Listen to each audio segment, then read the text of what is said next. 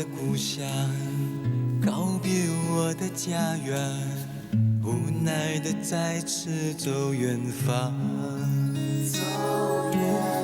说不尽的惆怅，挥不去的忧伤，在与你执手泪眼相望。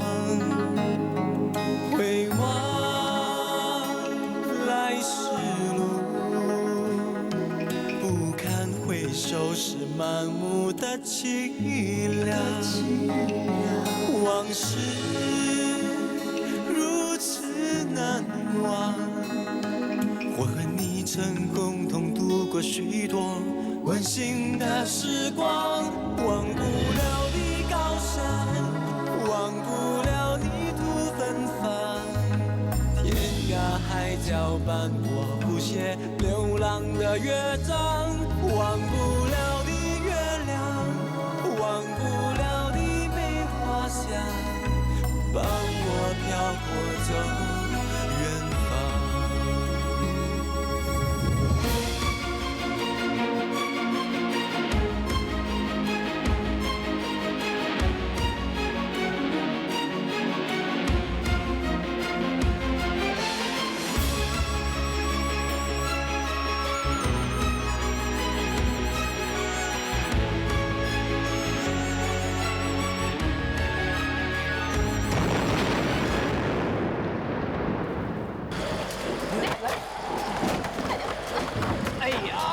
根本不能动啊！怎么回事啊？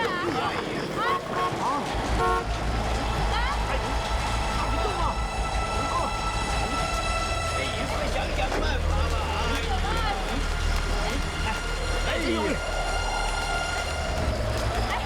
发生什么事了？发生什么事了？他受伤了。他的伤势看来很严重，别马上送到医院去，快扶他上我的车吧。谢谢你了，小姐。谢谢小姐啊，船要开了。没关系，救人要紧，快扶他上我的车吧。啊，来，快点，快点。来，小心点，小心点啊！小心点。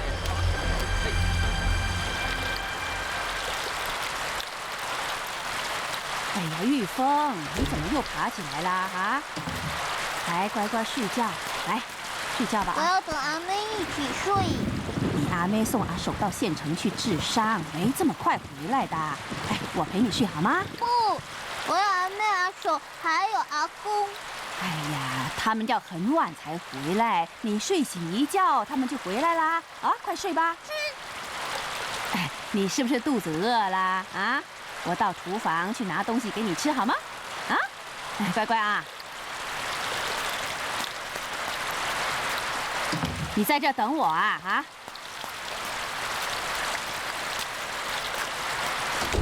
哎，乖乖等我啊！我去拿东西给你吃啊！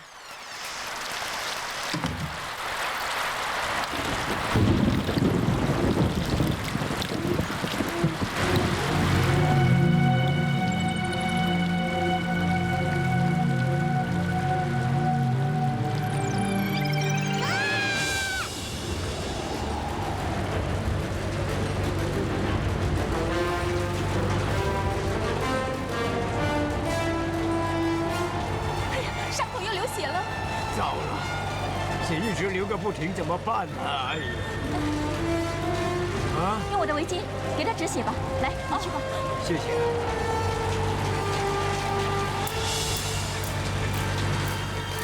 快！小心，小心点，快快，快点！哎呀！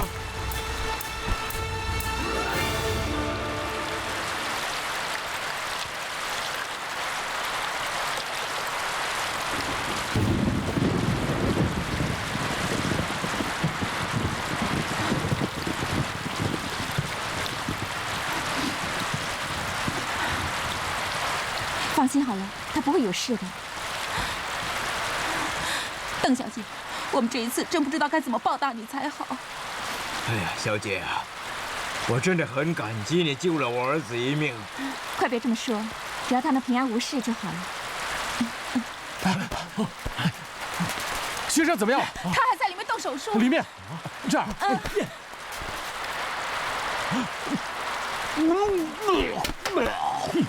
没有这家伙。邓小姐，我看时候也不早了，不如你先回去吧。是啊，没关系的，等他动了手术，看医生怎么说我才走。对了，那个受伤的他是我小叔，他是怎么受伤的？哎呀，还不是那个野猪惹的祸！什么野猪？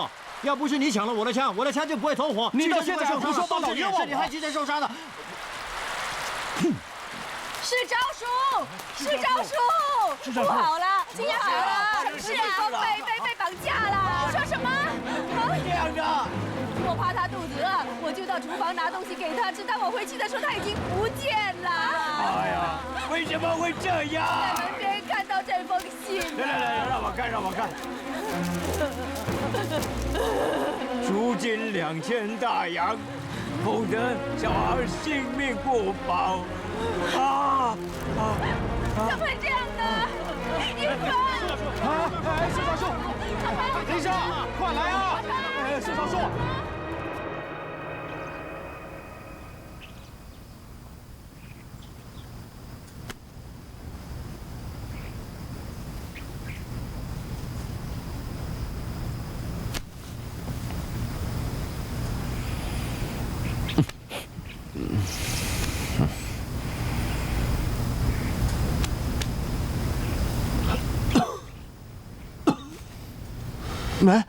哎，旭生醒了。他醒了。哎，旭生，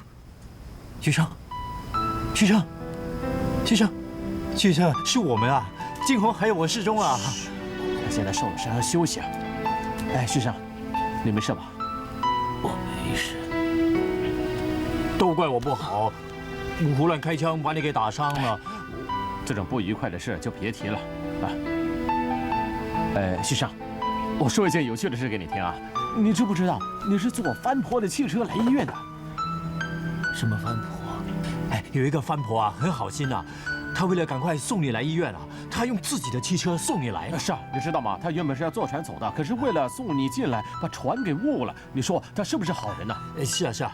哎，她跟我们乡下婆完全不一样。我们那些乡下婆总是光着脚下田耕田去，而且一问三不知。她可就不同了，还主动问我们问题呢。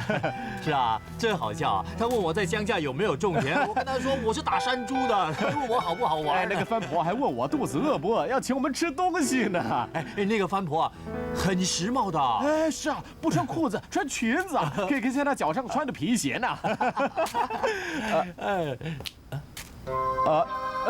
郑小姐，早。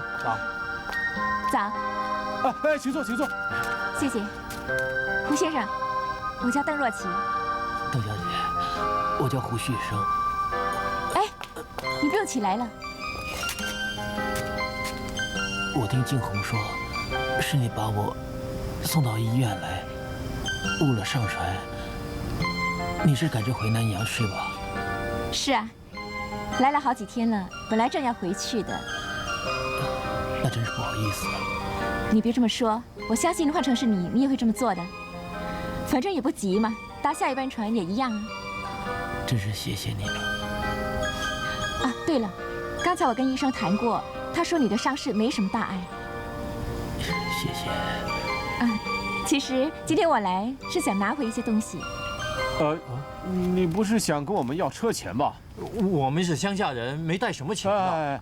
不是，你们不要误会，我不是来拿钱的，因为胡先生的伤口流了很多血，我拿了我的围巾给他止血，现在不知道围巾在哪儿。围巾在哪儿？大嫂拿去了，大概是大嫂拿回去了。怎么大嫂也来了县城呢？是啊，是大嫂送你来的。后来因为我，是啊，你大嫂也来看过你啊。后来她因为不放心家里，所以你动了手术之后，她就回去了。是啊，这也好。玉凤见不着大嫂，她会闹的。来了，包子来了。哎，邓小姐，刚才要不是你的话，我看我早已经把绑匪的事说出来了。儿女啊，那人副脾气，惹的祸还算少吗？我拜托你改一改吧。胡先生现在还在养伤，绑匪的事情就别告诉他，免得他操心。哎，你们这样会舒服吗？不知道。乡下人都是这样吃的，习惯了。为什么要蹲着吃呢？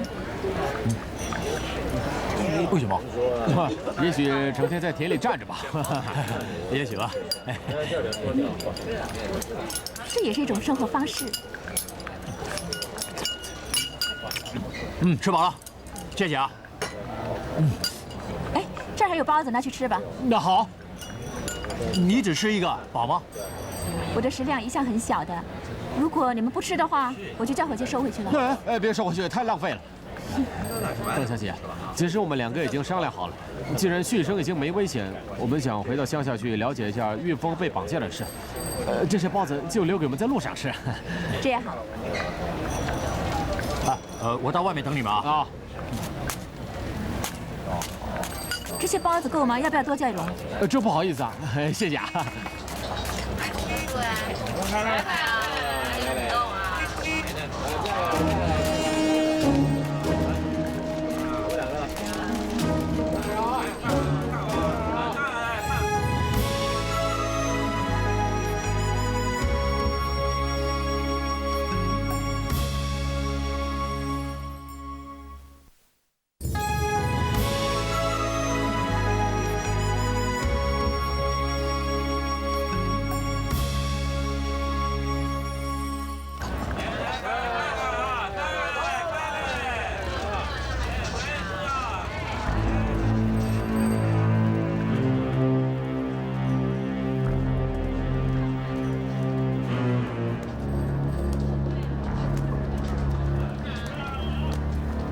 老兄啊，这些是你的？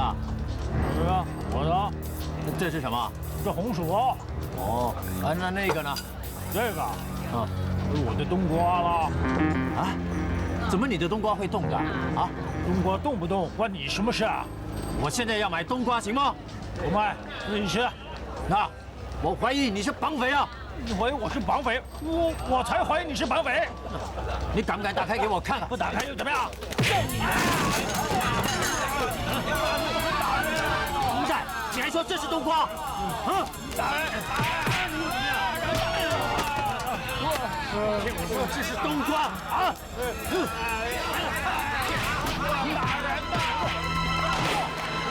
干什么？干什么？住手！你说！放手！快快快来了！你们乱抓人！他才是绑匪啊！你们干嘛抓我？他才是绑匪啊！怎么办呢？我别动！你放心，这个我来想办法。你先回乡下去吧。哎呀！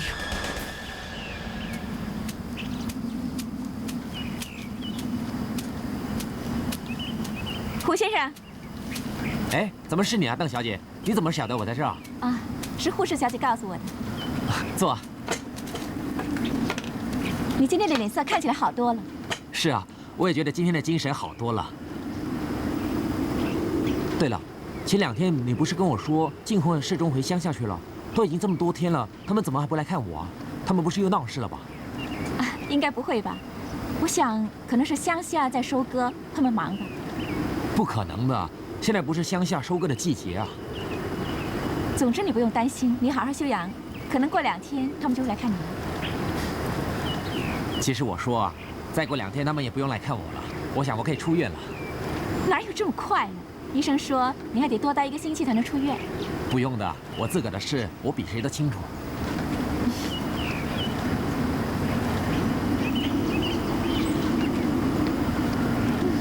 说真的，这儿的景色的确很美。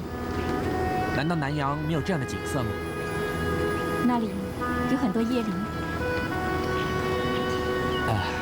你来这是看你的亲戚啊？嗯，不是，我是来看朋友。哦，对了，我带了2本书，怕你在医院闷，借你看看。谢谢。这里风大，要不要回病房休息啊？不需要。这本《愤怒的葡萄》我看过了，我觉得这是斯坦贝克最好的作品。是吗？我也是这么认为。书里面写着，凡是有饥饿的人为了吃饭而斗争的地方，必有我存在。当我看到这段的时候，我也被感动得哭了起来。斯坦贝克把这些离乡背井的农民写得实在是太好了。我很佩服男主角汤姆，在那么艰苦环境下的奋斗精神。可是我却不同意他的复仇方式。他这么做是没有好结果的。我相信凯西牧师至死也不会赞成他去杀那个警察。当然，这只是我个人的观点。那倒挺新鲜的，我想听听看，你认为他应该怎么做呢？我想我是个温情主义者吧。我认为人与人之间不应该有太多的仇恨存在。汤姆应该启发、诱导周围的人一起反抗。他也可以教育孩子们，因为每一个孩子都是一棵幼苗，他们会成长成一片森林，就可以抵挡任何风暴了。可是，如果饥饿、痛苦、虐待一直纠缠着那些苦难的人们呢？空谈教育是没有用的，因为我认为工业革命对贫苦的农民来说是一种折磨。当你的土地被人家剥夺，你的生存权利受到威胁的话，心里就自然会产生一种反叛的心理。所以啊，我很佩服汤姆的敢于斗争、敢于反抗的精神。胡先生，吃药时间到了。啊，来，谢谢。我只想让你知道，虽然我不赞同汤姆的复仇方式，可是他对国土的依恋和人民的热爱，还是深深地感动了我。好吧，过些时候我再仔细看这本书，希望能够找到新的观点。希望吧。那些绑匪真可恶啊！他们要2000块钱赎金才肯放人呢。哎，景洪，怎么样？现在每个人都捐钱了，你呢？是啊，节俭了。阿邦，吃药吧，已经不烫了。哎，还吃什么药呢？让我死了算了。哎呀，世昭叔啊，你快别这么说。旭生现在在医院，你要是病倒了，大嫂会更惨的。死丫头，你懂什么？走开点！哼！哎呀，世昭叔啊，你要好好保重身体啊。旭生在医院，你要是病倒的话，那旭光嫂就更惨喽。是啊，他会更惨。阿邦，你还是把药给吃了吧。唉，家门不幸，真是家门不幸啊！还差整整700块，就算整村子的人帮忙，也不知道够不够。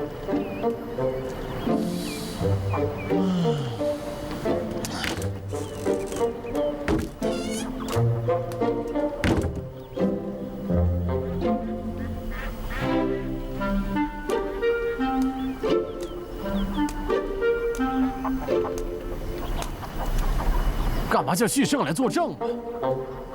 如果他不来作证，就不会被世忠打伤了；如果他不被打伤，就不会送进医院；如果他不送进医院的话，大嫂跟世昭叔又怎么会去呢？如果不去的话，玉凤就不会被绑架了。哎，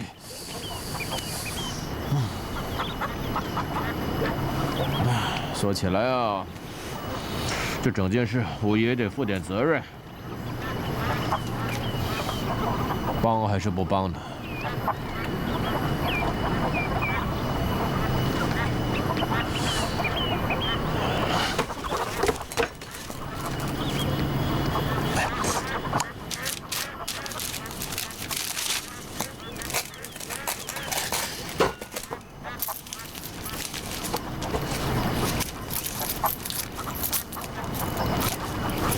这可是我的钱呐！更何况，阿公说过，我不能乱用的嘛。叫我什么？收不收回来关我什么事？反正他姓胡，我姓张。可是玉凤她，哎，忙就帮吧。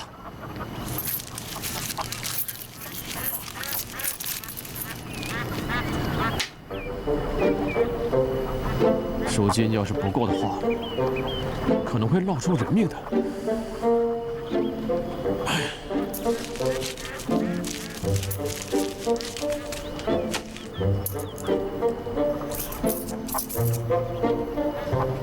哎呀，张敬红啊，张敬红，说什么为了钱天诛地灭我也干，就是会靠把嘴说。啊。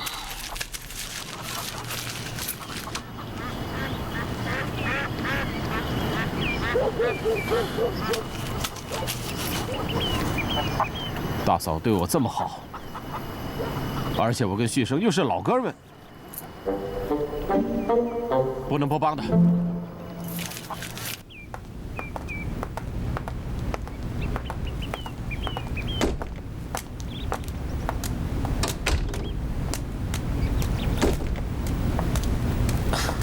哎，胡先生早。邓小姐，刚才那位大使是来看你的。哎，我带了几本书，不错的，借给你看。不用了，我得出院了，这些书也都还给你吧。医生说你得多住1个星期才可以出院呢。不行，我家里出了事，我的侄儿被绑架了。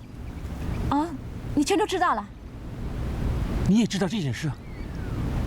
哎，刚来医院的时候，你还在动手术，村里有人来说你的侄儿被绑架了，你父亲和大嫂就赶了回去。你们怎么搞的？这么大的事情为什么不通知我呢？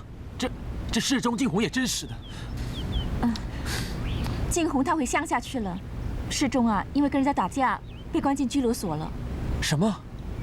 不过你别担心，我去看过他了，几天后他就被放出来。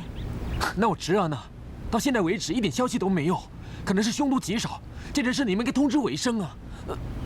我相信大家也是怕会影响你的病情，所以就没告诉你。不过我相信你侄儿会没事的。怎么会没事呢？总之跟你多说也没用，我先走了。哎，胡先生，你要上哪儿去？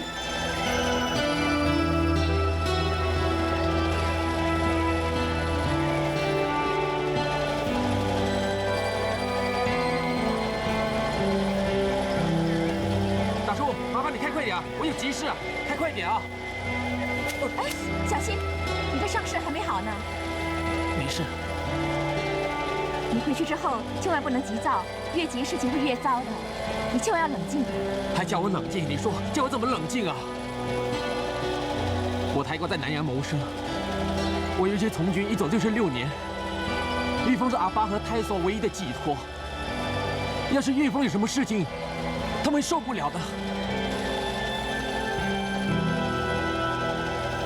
其实跟你说也没有用，你是有钱人家的小姐。来这里游山玩水，怎么会了解我们乡下人失去亲人的痛苦？我来这里游山玩水，我不了解你的痛苦。你知道我这次为什么来这里吗？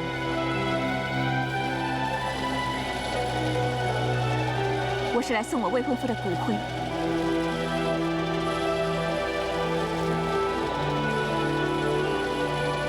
他在锡矿厂工作，有一次矿坑倒塌，他不幸被压死。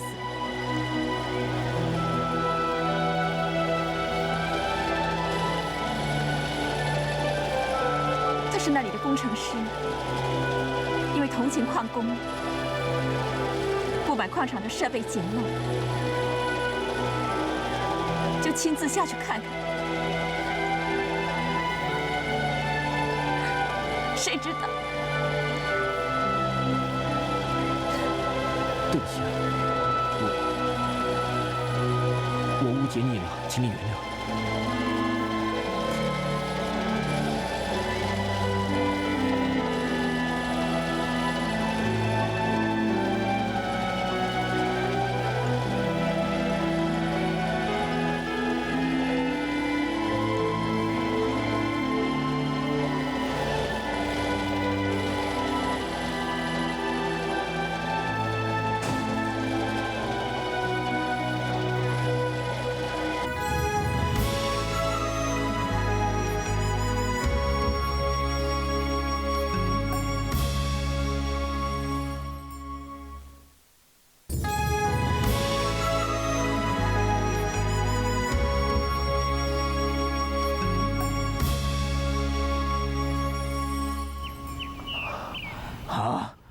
你在说什么？10亩水稻田才给我这个价钱？这个价钱实在是给的太少了。大管家，赵叔，你坐下，坐下。大管家，麻烦你回去禀告你老爷一声，告诉他，我这10亩全都是双季稻田，1年可以收割2次。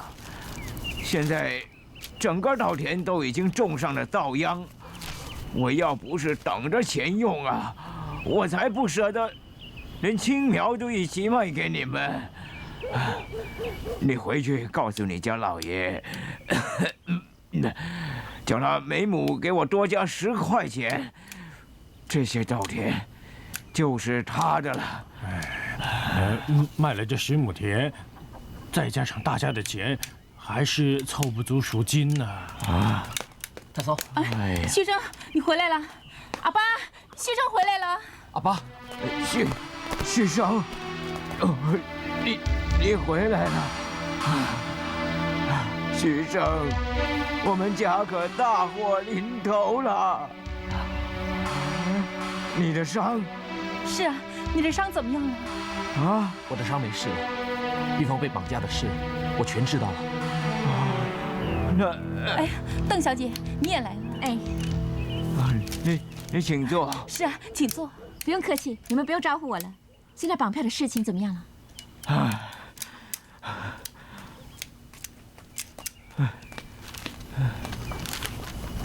绑匪要2000块钱的赎金，我打算降价把10亩田卖了，可是都凑不足赎金呐。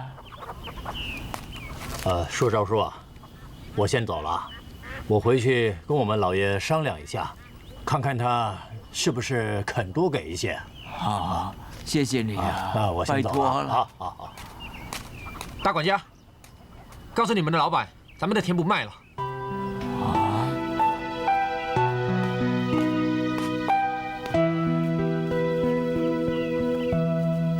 旭生说，玉峰被绑票的事情可能有内鬼，村子里有人跟绑匪勾结啊！真的？到底是谁呀？有道理。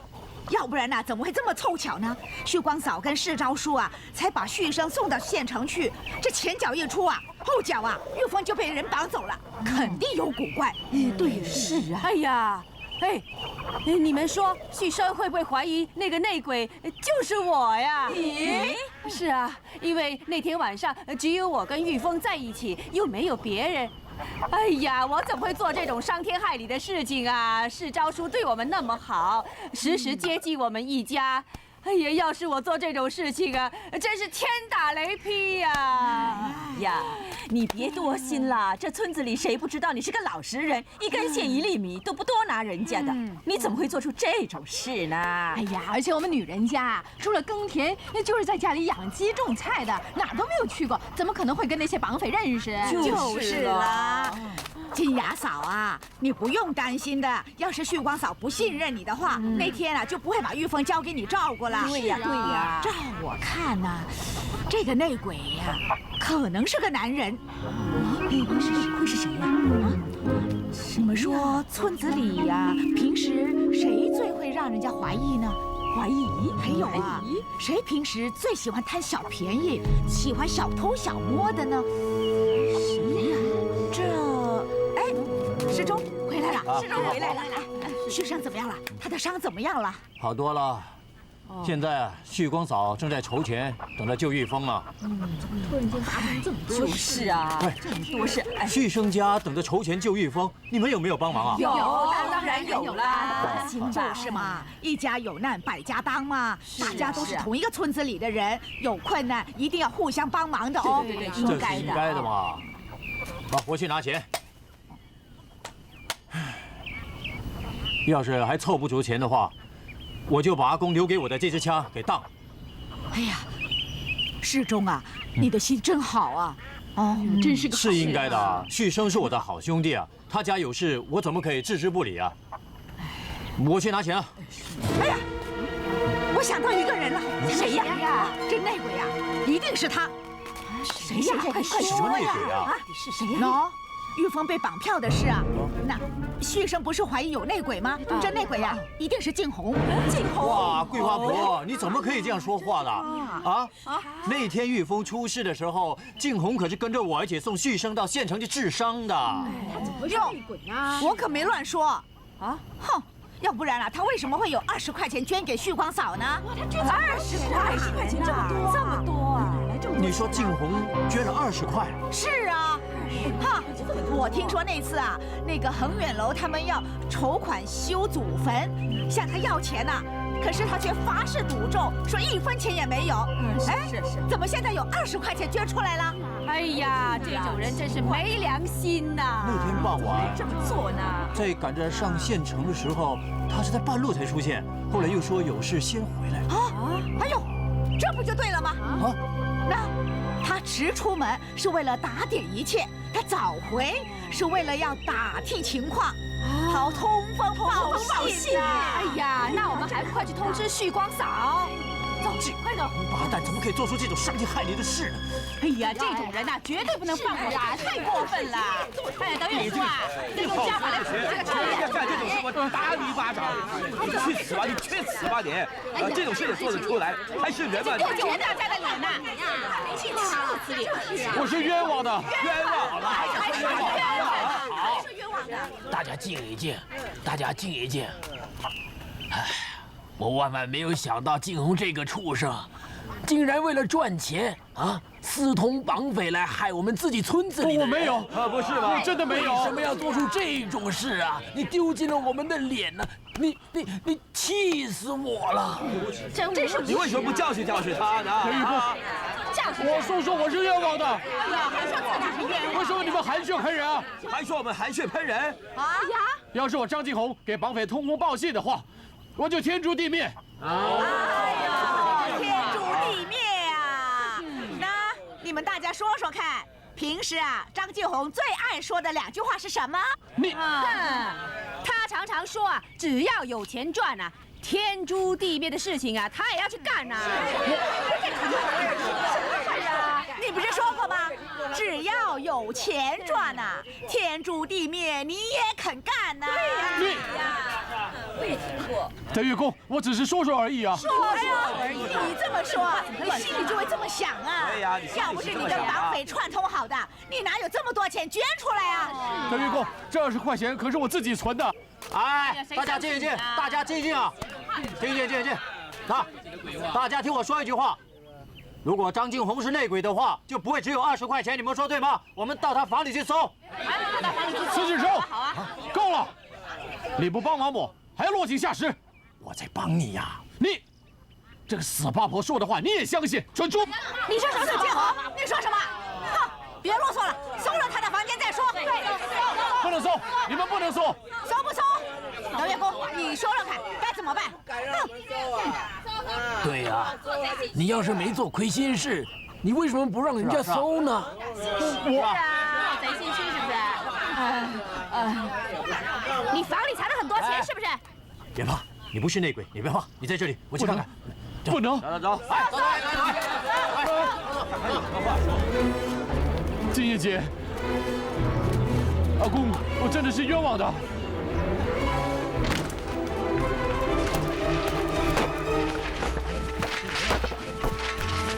好，你们小心点啊！好。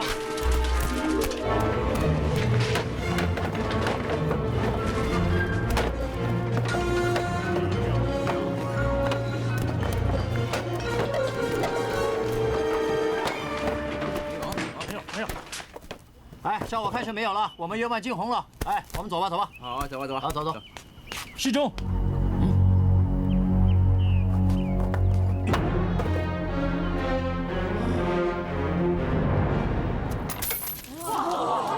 这么多钱，说这些钱是不是你的？你说信不信由你。我是冤枉的。还说冤枉？打他！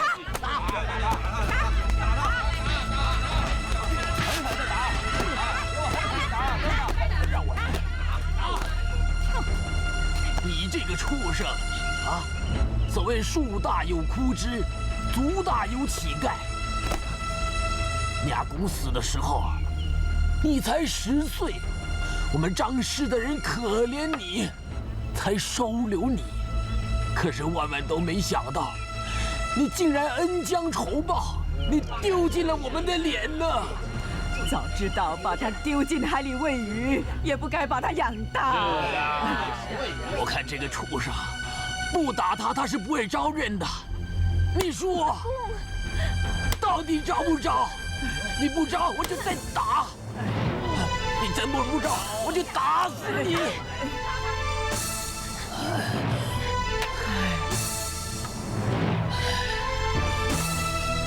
好吧，你们打吧。阿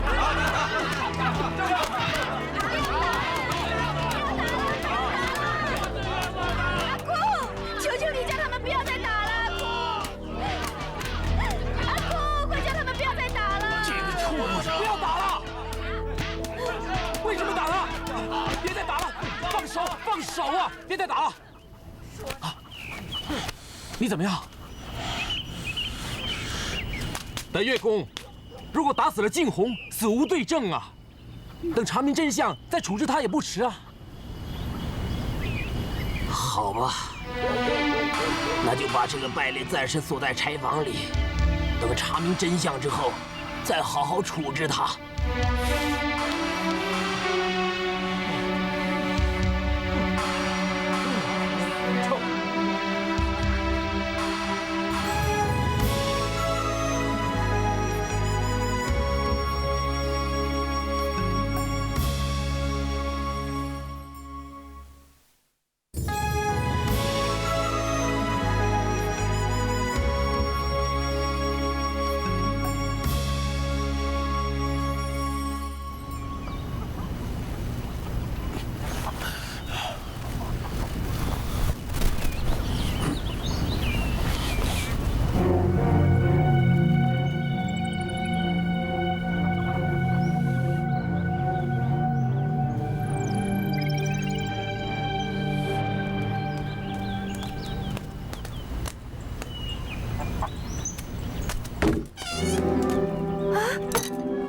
公审静红，为什么你不马上通知我呢？我当初认为他罪有应得，给人家打死也是应该的。这事情没这么简单的，我不认为。糟了，静红逃跑了。啊！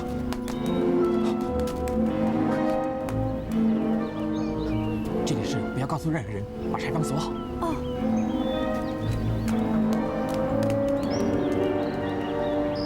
静红，静红，静红。静红啊！静红，静红，静红，静红，静红。他不是内鬼的话，他怎么会逃跑呢？这种人没有种，没有义气，对不起自己的兄弟。你够了，你干嘛这么冲动啊？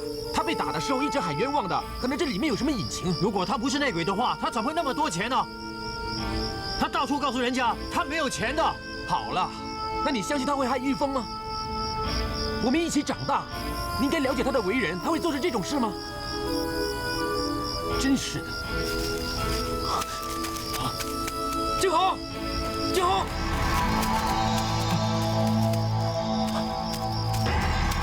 静红，静红，静红，你别跑！你听我说，静红，静红，静红，你别跑了！静红，静红，你们不要过来！静红，千万不要乱来啊！不要过来，不然我跳下去了！你活得不耐烦了！你放下！你疯了！静红，我怎么都不相信你是内鬼。咱们一起长大是好朋友，你怎么会害我呢？可我又解释不了你的钱是怎么来的。这些钱是绑匪给我的，这有什么难解释的？我不信。静红，我真的不相信。你要是把我当好朋友的话，就把真相说出来，我帮你出头啊！静红，不要，不要啊！如果是我冤枉了你，我就向你说声对不起好了。静红，你说话呀！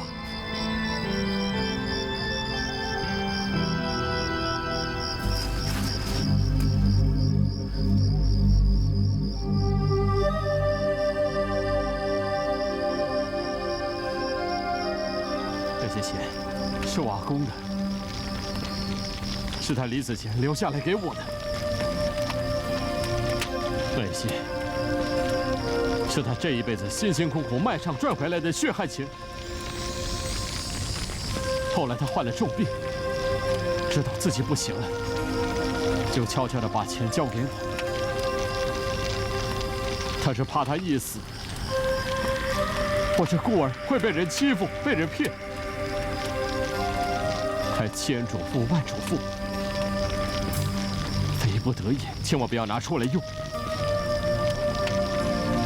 还有一些是我辛辛苦苦这几年省吃俭用省下来的。平时我肚子饿，就算遭人白眼，我也不敢随便花1分钱。可是现在，我却被人家冤枉，被他们打了一顿，我到底做错了什么？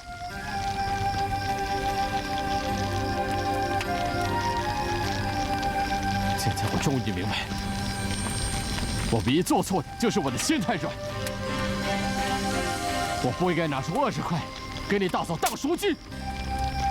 静红，你捐出钱，我很感激你。我想大家会冤枉你，是因为你平时给大家的印象实在太坏了。他们怎么看我最清楚，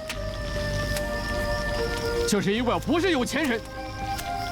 如果我是有钱人的话，我拿多少钱出来都无所谓。因为我是穷光蛋，穷光蛋能有钱吗？我拿出20块来，我被打是活该。我现在发誓，我以后再也不会做这种傻事了。人不为己，天诛地灭。要是让我重新再来，我一定会拼命的赚钱，钱才是最重要的。你有了钱，就算是鬼，人家会把你当成神拜；没有钱呢，你是人，人家会把你当成是狗屎。做人呢，最重要的是钱，凡事一定要为自己。你说了那么多，你是没有跟那些绑匪串通了？世周啊，摆明他都不是内鬼了。你就不要再说了。就算你不相信他，也应该相信我吧。这件事情被你们搞复杂了，你们冤枉了静红了。你放心好了，我一定会想办法找出那个内鬼的。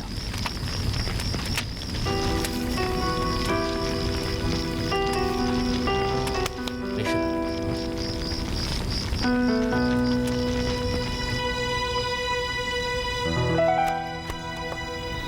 参叔。哎，这些书要搬到哪里去啊？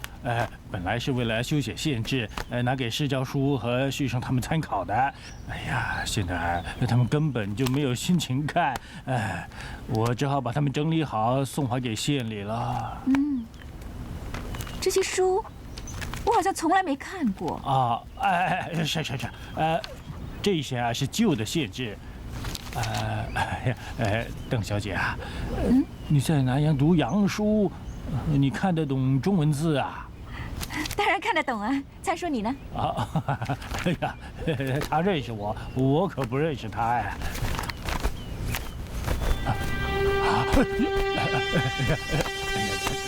邓小姐，邓小姐，棉袄呢要放在重的东西底下，才暖和啊。是吗？是，我孙子啊，在县城念小学，我顺便把他带过去的。哦，赞叔啊，你什么时候有了孙子啊？你干嘛撒谎啊？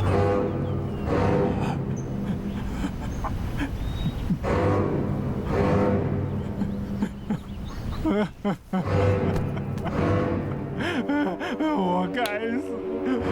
我不是人，我就是那个串通绑匪绑走玉凤的那一件呐。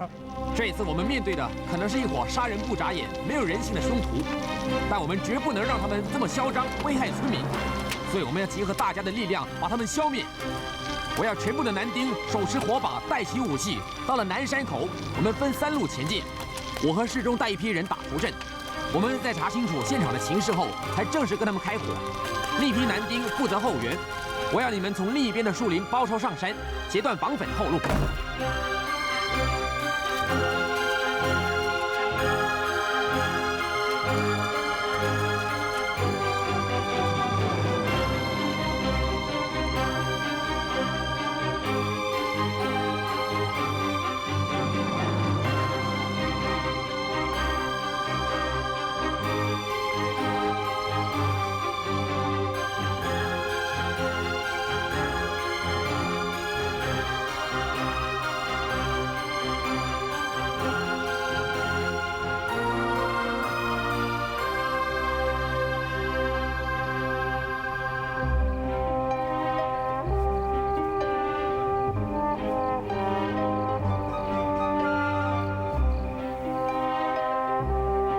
求祖先保佑。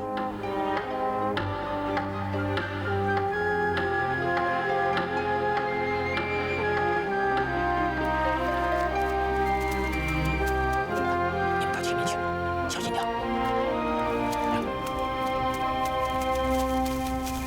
快！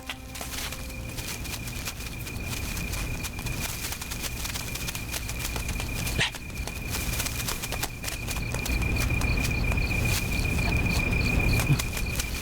快快，过来。